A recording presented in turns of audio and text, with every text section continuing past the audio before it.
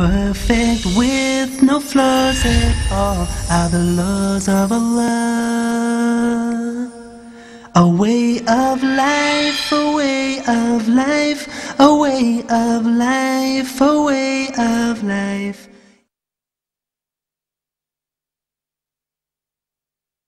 Assalamu alaikum wa rahmatullahi wa barakatuh.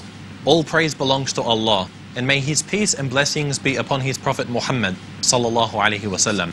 I welcome you, dear viewers, to this episode where we are looking at etiquette and its importance in Islam. I welcome my dear shuyukh who are with us contributing to this episode, Sheikh Asim al-Hakim from Saudi Arabia, Sheikh Abdurrahim McCarthy from the USA, and Sheikh Mamdou Muhammad also from the USA. Now, we've taken a look at the etiquettes and the character that we have in dealing with others. And we dealt with the etiquette of the worshipper and his lords, dealing with the Prophet of Allah, looking at the Sahaba. And so you can see we're going down. And now the next part that I want to introduce, inshallah, is the etiquette of the believer with his parents. No doubt this is something of great importance because this is stressed in the Quran, stressed in the Sunnah. So I'll begin, inshallah, with Sheikh Asim, just to remind us why the parents are so important and honoring them within Islam. Bismillah ar-Rahman ar-Rahim. Alhamdulillah. Wassalatu wassalamu ala Rasulillahi wa alihi wa sahbihi ma tada bihudahu amma ba'du. The cause, the reason that we exist is to worship Allah Azza wa Jal. And we are also grateful to our parents because they are the reason or the cause that we exist. So Allah Azza wa Jal made our parents our passage to existence, to this life. And therefore, Allah Azza wa Jal obliged upon us to have the gratitude, the obedience, and the respect to our parents. To the extent that if you look in the Quran, you'll find a number of places where Allah Azza wa Jal associates the obedience or the kindness to the parents with the Tawheed.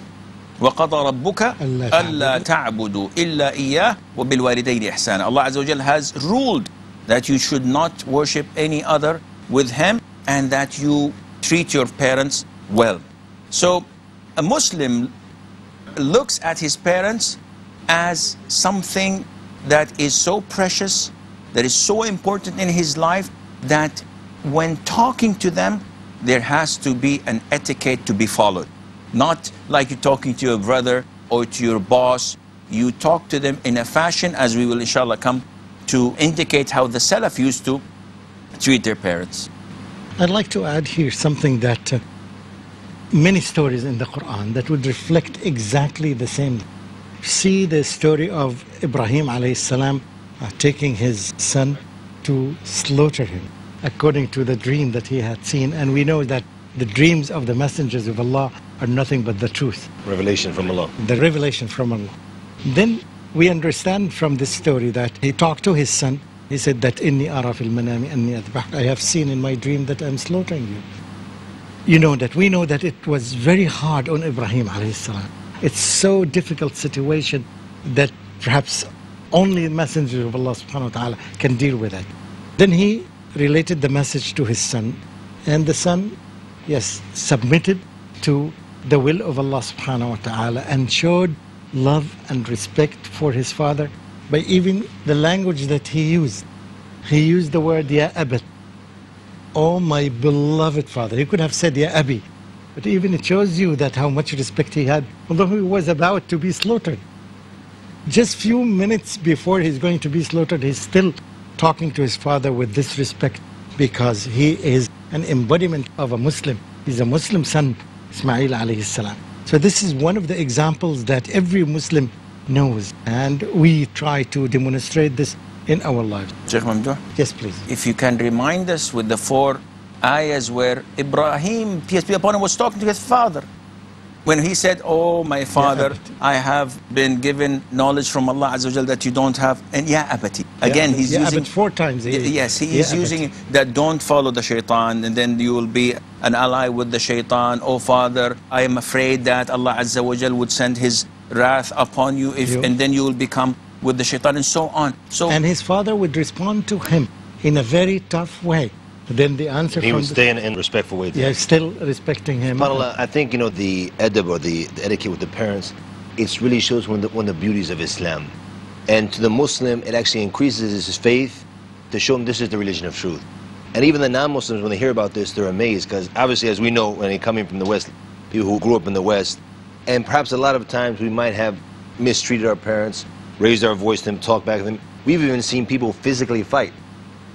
Being from Irish background, we couldn't have done that. We wouldn't be here today if we did that, because Irish people are different. But in general, and you have seen that, where people actually will physically, with their mothers, with their fathers, they will physically fight. Now, in the Quran, Allah subhanahu wa ta'ala, He says, not to say, uff. And now, uff in the Arabic language is the smallest amount of disrespect. It's a sound which just comes off, like today, you know what people do? Or like you just did, like this. Oof, it's the same type of thing. It's a small amount. You can't even say this to your parents.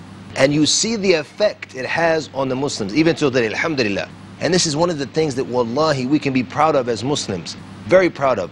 Look around the Muslim societies. Honestly, do you see many, anyways, the old folk home or the, for any elderly homes? You might see one or two here and there because of people who don't have anybody. Never you will see a Muslim sending his mother and father to this. In fact, they stay and they take care of him. They wait on him hand and foot in order to what? Enter into the Jannah, because they know that this is the way to the Jannah. I don't know if you guys saw the picture. Actually, I took it from Sheikh al-Munajjid. He had posted it, and I posted it on my site as well. A young man in Turkey after the earthquake, and his mother came out of the house when he had put her in the wheelchair, and they're out in the street. And she was very cold, her feet were very cold, so this young man had went down and he was warming his mother's feet with his hand and blowing. He was blowing into him because the hot air that comes from the mouth to heat up the feet of his elderly mother. And you see the beauty of this. It shows you the beauty of Islam and how Islam has given the parents their right. The beauty of the ayat, when they make dua for them. When Allah subhanahu wa ta'ala says, and to have rahmah with them. كَمَا رَبَّيَانِ صَغِيرًا. It says they were merciful with me when I was young, also have mercy with them now when they come to this old age. I remember the story that I mentioned in one of the episodes of a Christian woman who came bringing her two children. One was 9 and the other was 11. And she brought them to an Islamic center in Philadelphia, and more specifically in Villanova. And she met with the head of this Islamic center, and she said that I want you to make my kids Muslims. She wasn't a Muslim? She wasn't a Muslim. And he asked her, why is that? He asked her, are you a Muslim? She said, no. Why do you want them to be Muslim? She said that I want them to deal with me, to treat me in a good manner as the Muslim children treat their parents when they grow up. Yes, when I grow up and I become old, I want them to treat me very well. And the story ended with 3 of them became Muslims, alhamdulillah. This again shows the whole world that Muslims have. It's interesting taking a look at this, because a child isn't yet aqid, he doesn't realize what he's doing. So they're only doing what they pick up from around them.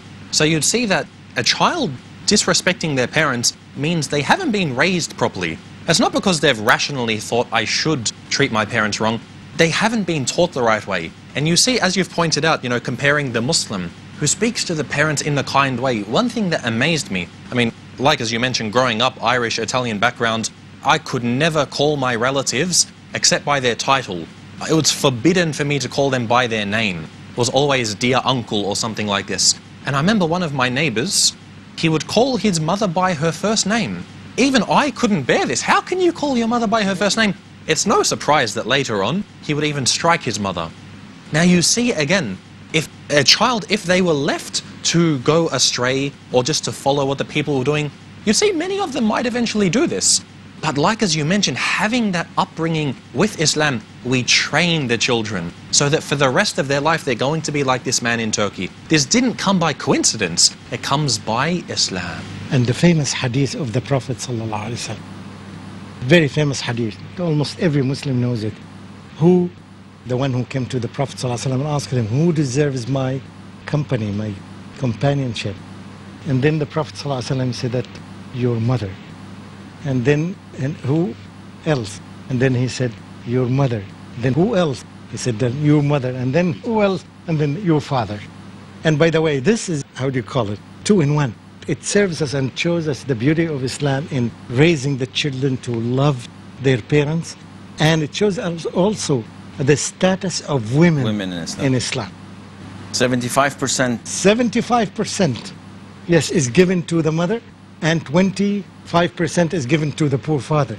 Yes, because it is the mother who did the wonderful job in raising the child and the child, carrying him, it and shows the where delivery. the respect is due. Yes. Go ahead. Ibn Umar, may Allah be pleased with him, and this hadith was reported in Al-Adab al-Mufrad for the Bukhari, compiled by the Bukhari, Imam Bukhari, and it's different than Al-Sahih. A lot of the people usually make the mistake of saying, and Al-Bukhari reported, and they don't differentiate between Al-Sahih, which is all authentic, and Al-Adab al-Mufrad, which has authentic and weak hadiths. But this is an authentic hadith. In the season of Hajj, Ibn Umar, may Allah be pleased with him, was around the Kaaba, and he saw a man from Yemen who have their hearts filled with Iman, carrying his mother, making tawaf on his shoulders. And he came all the way from Yemen. We didn't have the cars or airplanes. This is the way he came, carrying What her. is the distance approximately from I think it's about 2,000 kilometers plus. Okay, 2,000 kilometers. Okay. There's a lot of It's just all mountainous. hills and mountains. Yes, it's all mountainous area. So the man was making tawaf, and he's saying in Arabic, "Inni ba'iruha al-mudallali in tud'a rikabuha lam ud'ari," that I am her humble ride, her humble camel. If all the camels are frightened and go away, I am not frightened. He was carrying his mother. He's carrying his mother on his back. So he saw Ibn Umar and said, "Ibn Umar, may Allah be pleased with him, do you think I have fulfilled my mother rights?" To us, on the face value, Akhi, you have Yes, you've done more than expected. Ibn Umar said, and he knows because he was close to the Prophet ﷺ, not even one of her extractions while being pregnant or while giving delivery, not one single. And this brings me back to the issue of this Italian relative of yours who used to call his mother by... This was my neighbor. Oh, your neighbor. An Italian wouldn't do that. I hope not. Do apologize. That's why he said Italian Irish, because we as Irish or Italian, we don't have those things. Okay, just before you mention this, inshallah, we're going to go to a very short break and we'll come back on this point. May Allah reward you all. So dear viewers, do stay tuned, inshallah. We'll be back after a very short moment. Perfect with it all. Assalamu alaikum wa rahmatullahi wa barakatuh. Welcome back, dear viewers. We're here looking at the topic of etiquette and its importance in Islam. Now, before the break, Sheikh Asim, you were about to introduce or mention a point. Yes, when you mentioned this neighbor of yours who used to call his mother on first name basis, Abu Hurairah, may Allah be pleased with him, saw a man with a younger man. So he addressed the younger man. He said, "Who's this?" And the younger man said that this is my father. Look at the advice that Abu Hurairah, the companion of the Prophet ﷺ, may Allah be pleased with him, gave to that man. He said, if this man is your father, never walk in front of him, and never sit before him, and never call him by his name. Look at the gratitude and respect. You never walk in front of your father, because then you don't know. It's a sign of disrespect. Nowadays, people don't care about this. They didn't even, years ago it was part of the etiquette for the non-Muslims. When they come to a door, they open the door for the elders or for the ladies. They say ladies first. Nowadays, with this no segregation policy and equality, this doesn't happen anymore. With the parents, it never changes. Never walk in front of him, always out of respect. He's the one who leads the way. And when you enter a house or a room, never sit before him. Wait until he sits, and then, father or mother, do you need anything? Should I help you and assist you in any way? And never call them on first name basis. This is the Islamic teaching. And that is why, as in Ireland or in Italy or in Colombia or in Brazil, where they still have this Islamic bond between the family and respect to the elders, they appreciate this a lot when it comes to Islam. Yes, which tells you that there is a common thread among this, which tells you that it is the original nature that Allah subhanahu wa ta'ala created every human with.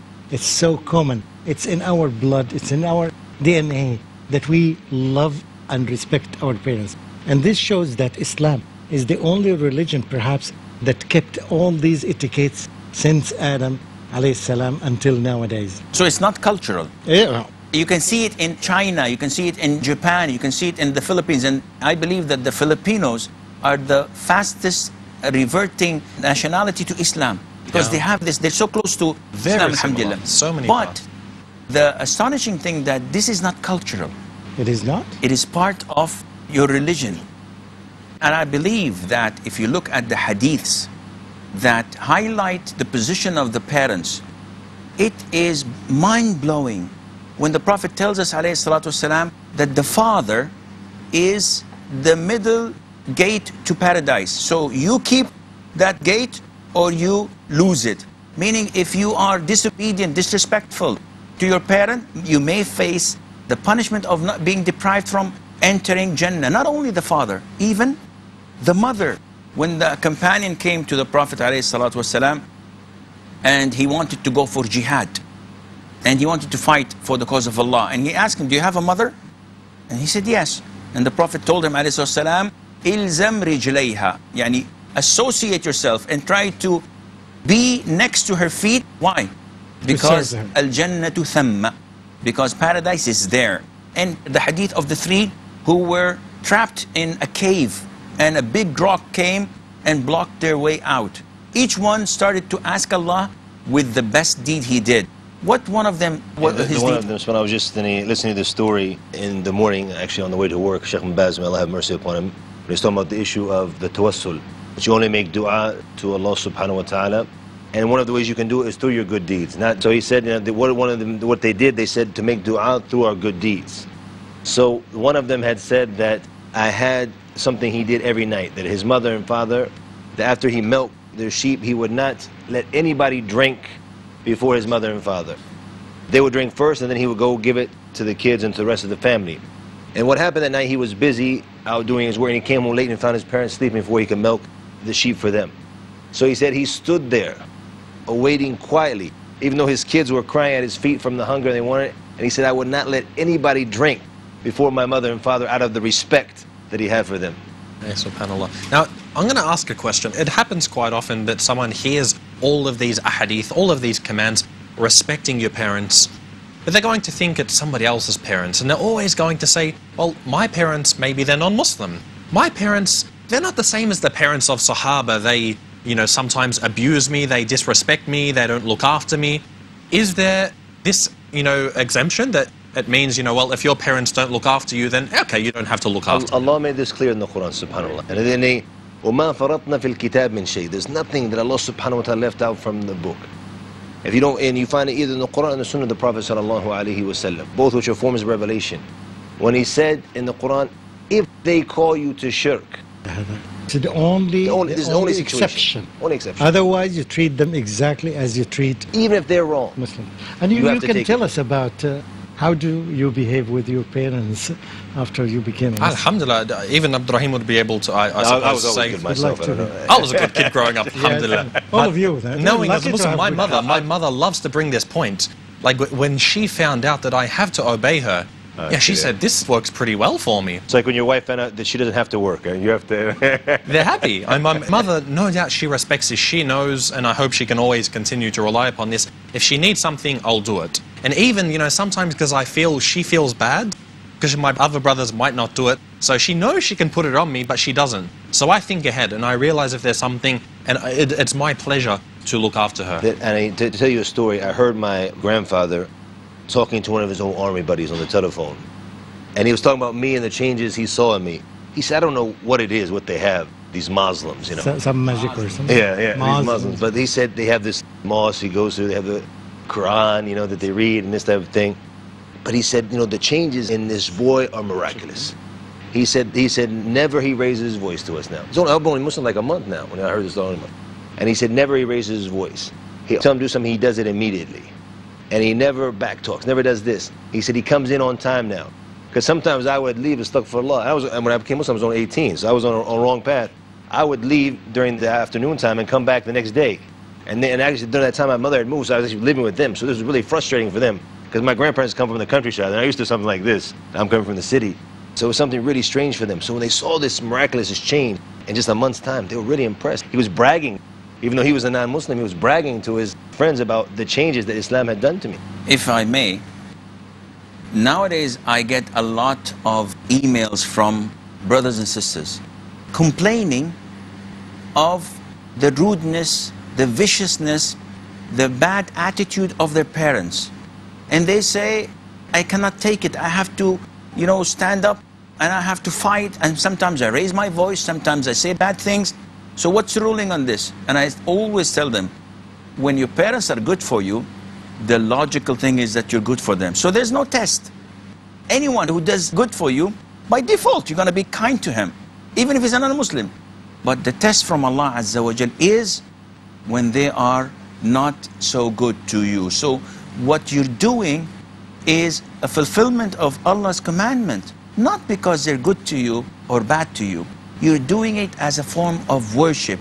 And by Allah, if we appreciate, if we learn, and believe me, no one appreciates this more than someone who lost his father. Alhamdulillah, I have my mother, and she's almost 80 years of age. But I remember my father, and I could not do what I wanted to do.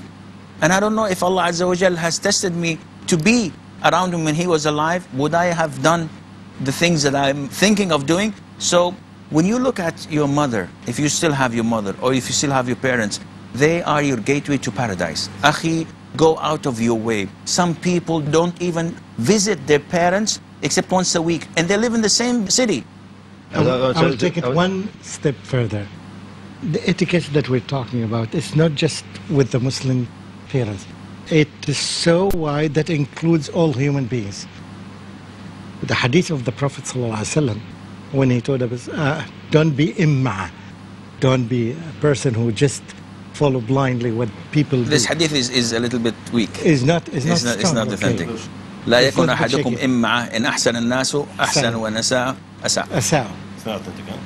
It's a statement by one of the companions. It is root, but it's clear. But the Islamic root of it, it's correct. That even if people do something wrong, you as a Muslim should do something good, which is the general etiquette of any Muslim. You should treat people, all of them. You're the benchmark. No exception. The others. The benchmark.